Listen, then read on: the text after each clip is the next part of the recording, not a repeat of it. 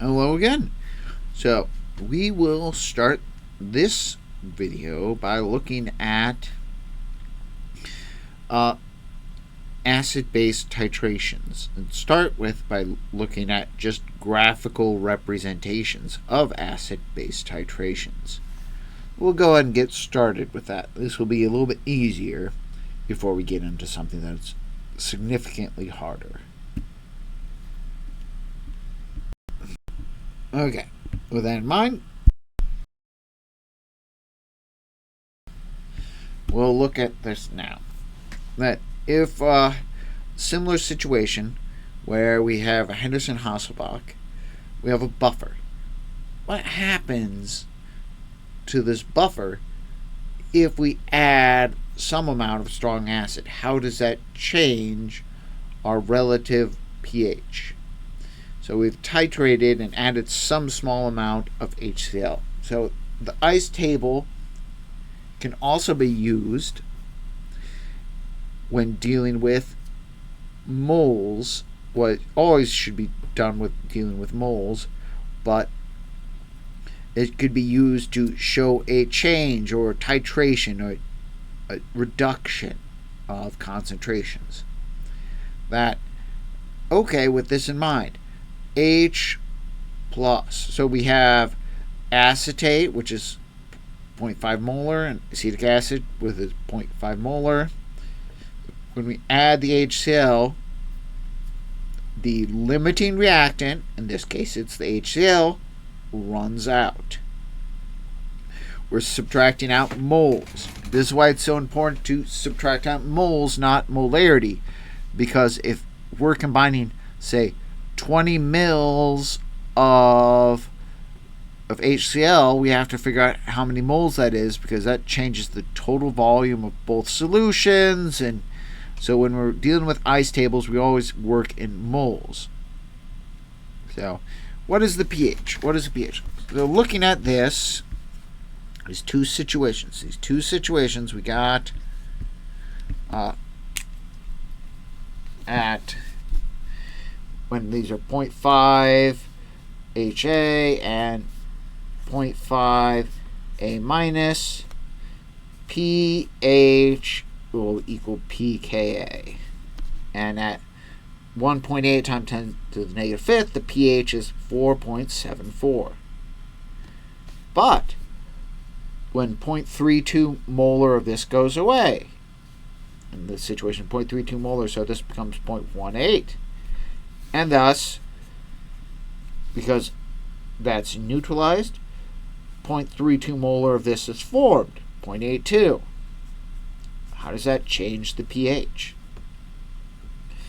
pH now equals 4.74 plus the log of 0.18 over 0.82. And how does that change? My numbers change. 4.74 plus log of 0.18 over 0.82.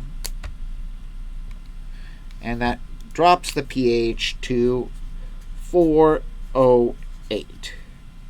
Not a humongous drop, but it is still a significant drop.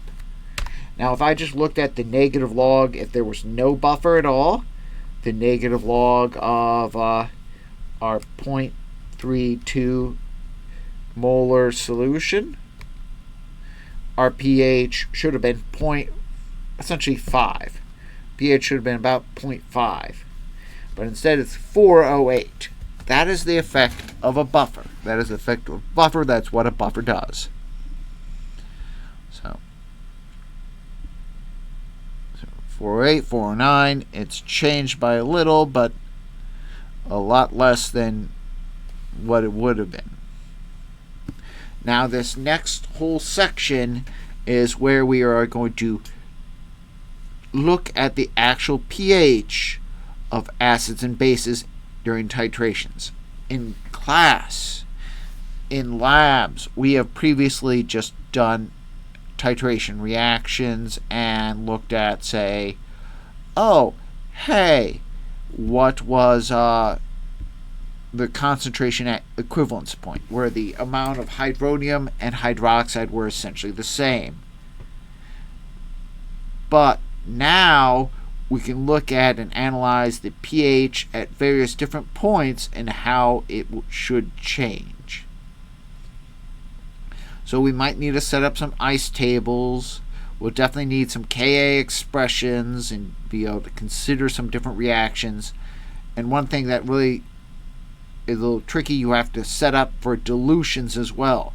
Because as you're adding volumes to volumes, the total volume is going to be changing. The volume of solution will be increasing, so the concentrations will be decreasing even if no reaction is taking place. So keep in mind, ice table needs moles in order to cancel out. But when we set up the K expression, that needs molarity. The reason why we never bothered to calculate moles up until now has to do with the fact that our volumes never changed up until now. So it didn't matter how much of product A or reactant B we had, they didn't change the total volume. So starting off, looking at titration curve. If we were to plot the data, we would get through a titration of a strong acid with a strong base, or a strong base titrated with a strong acid. You'll see the following graphs, where pH is on the y-axis and the volume of solution added is on the x-axis. So you'll see when you have acid, it starts at a very low concentration, it starts at a very low pH, and as we add the base, the pH slowly creeps up until it gets close to the equivalence point, and then it begins to shoot up drastically.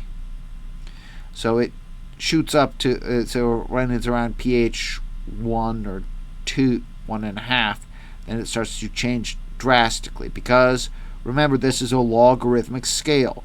So if I'm adding a dilute base,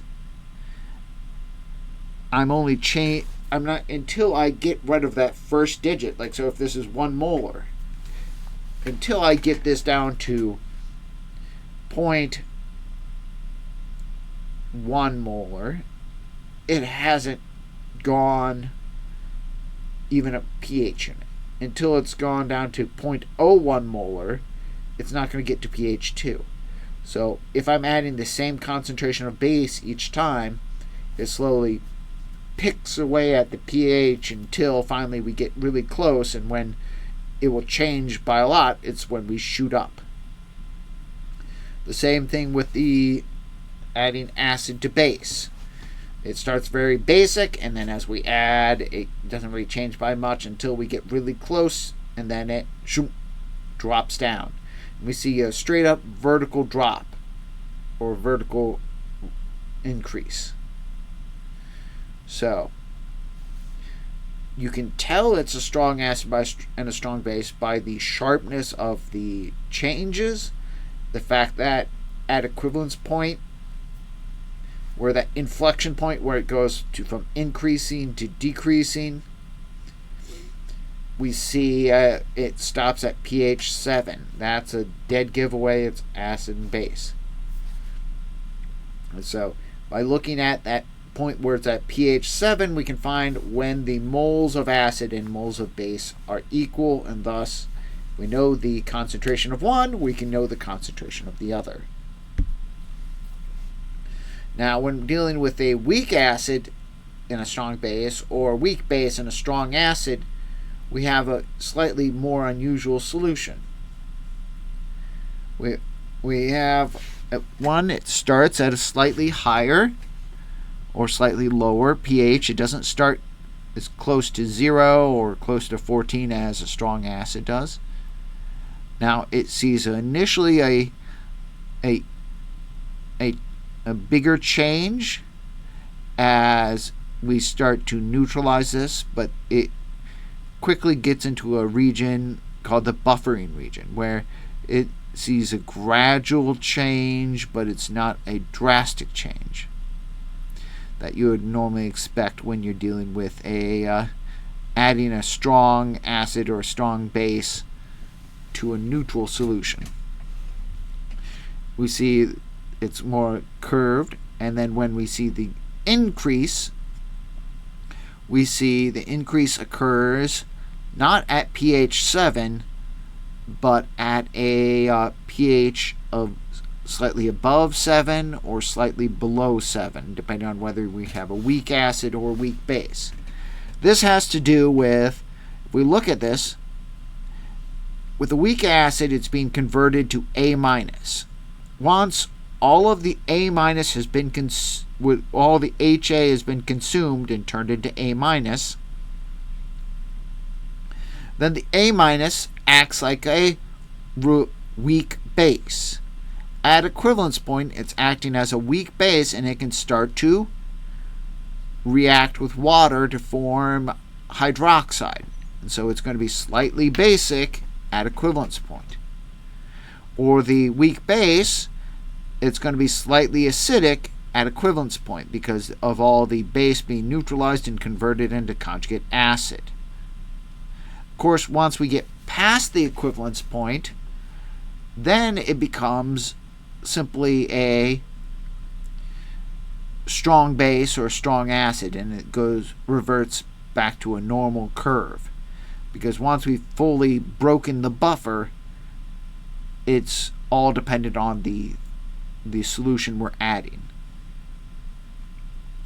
Now, once we know the half equivalence point, we can also, once we know the equivalence point, we can determine another key point on this graph, which is called the half equivalence point. It's the point at which half of our conjugate acid, half of our weak acid is converted into conjugate base. And so if at 0 volume of base added, it's all HA, and at 25 mils of base added, it's been completely converted into A-. Then at 12.5 mils, I have equal amounts of HA and A-. And remember, when HA is equal to A-, pH is equal to pKa. So we can figure out the pKa or pKb of our solution depending on this. But remember, you're only ever going to get the pKa directly off of the graph. You would have to convert that into pKb because these are pH scales. pH scales. But with that in mind. So, if you're given a problem that asks you to solve a titration using a graph, step 1, determine whether the initial pH is acidic or basic. So are we adding acid to base or base to acid? Pretty simple. At step 0, it's something you could initially see without even really thinking. Step 1, the true first step, is determine the pH at equivalence point. If it's at 7, we're dealing with a strong acid, strong base. But if it's less than 7 or greater than 7, then we're dealing with some sort of weak scenario. Now, this is something that is often forgotten. Do not forget this. This is the easiest part of this chapter.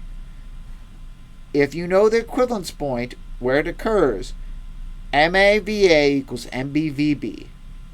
This is by using the volume of the first equivalence point, we can find out what is the concentration of our acid or base. Because we'll be given 3 out of those 4 variables. We'll be given 2 out of those 4 variables, and one is going to be the volume will be determined directly from that graph. So you'll be able to figure out 3 of them before you even pick up a calculator. With that in mind, you can use that to find the missing concentration. So don't forget how to do that. Now, step 3. If it is a weak acid or a weak base, we will determine the pKa or pKb by finding the half equivalence point. We can do that. And then polyprotic acid, we will talk about in another video. Polyprotic acids, you can determine a second or third pKa in the same way you could find the first pKa. At the half equivalence point between our starting and our stopping point. In this case, the second or third pKa would be halfway between the first equivalence point and the second equivalence point. Now, so just practicing this. Looking at this, where's my equivalence point? It starts acidic, so we have some sort of weak acid. The equivalence point looks to be at 20-ish, and the pH at 20 mils added is somewhere close to 9. So is this weak?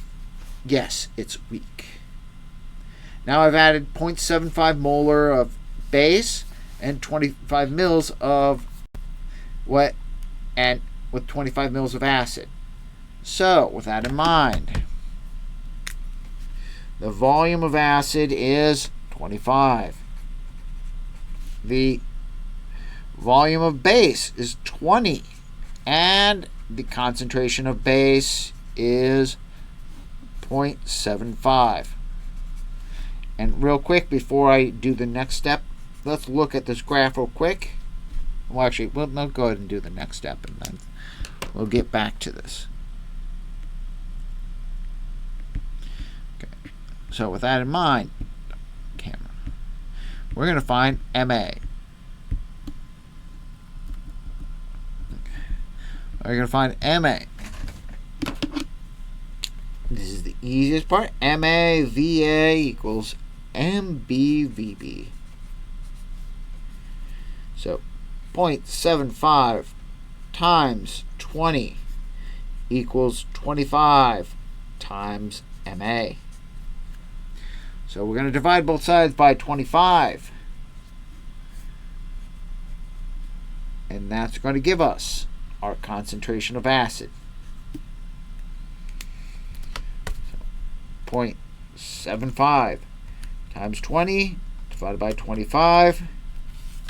Concentration of acid is 0.60 molar. Boom. Done. Ugly, but done. Now with that in mind, what is the pKa at half equivalence point? So I have 20, so we're at 10. What is that number? You'll have to give an approximate because we don't have any more accurate numbers there. But that would be something like, we'll say 4.2. 4.2. And so that's the pKa.